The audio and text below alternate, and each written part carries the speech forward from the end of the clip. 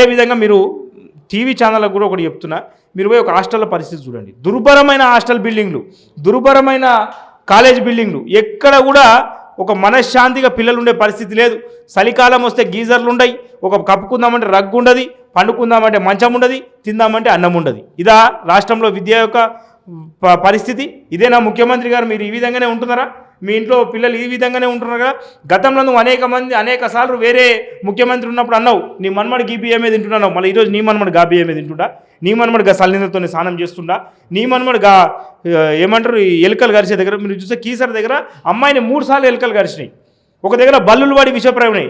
దాదాపు ఈ 2 సంవత్సరాలే గురుకులాలలో ఎక్కడ కూడా పక్కా భవనాలు లేక, కంపౌండ్ వాళ్ళు లేక, కుక్కల స్వైర విహారం చేసుకుంటూ, కోతుల స్వైర విహారం చేసుకుంటూ ఫుడ్ పాయిజన్ అవుతూ దాదాపు 100,000 మంది పిల్లలు హాస్పిటలైజ్ అయ్యారు. ఎక్కడ కూడా వాళ్ళకు ఉండాల్సిన నిబంధనలు లేవు.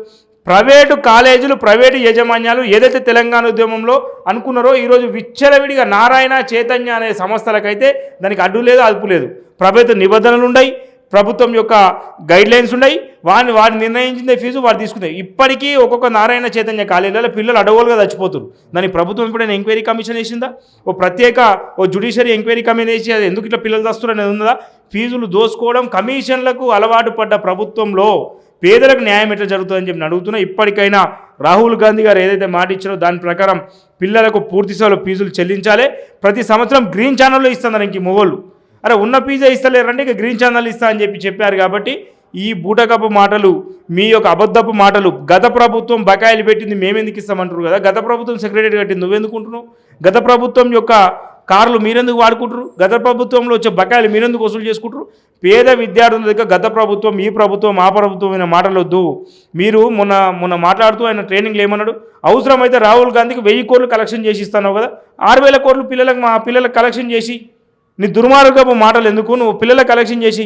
నేనేమంటున్నా, రాష్ట్ర ప్రభుత్వం వెంబడే 7,650 కోట్లు మీరు రిలీజ్ చేయకపోతే మాత్రం ఖచ్చితంగా పెద్ద ఎత్తున పోరాడతాం. మేము పోరు దీక్ష పెట్టకముందే మీరు పిల్లల కోసం ఆలోచించి గ్రీన్ ఛానల్ ద్వారా ఇస్తారా, బ్లూ ఛానల్ ద్వారా ఇస్తారా, మీరు ఎంబడే పూర్తి బకాయిలు ఇవ్వాలి, ప్రతి ఇయర్ గ్రీన్ ఛానల్ ద్వారా ఇవ్వాలి, లేకపోతే మాత్రం పెద్ద ఎత్తున ఆందోళన, ఉద్యమాలు చేస్తామని చెప్పి తెలియజేస్తున్నాం.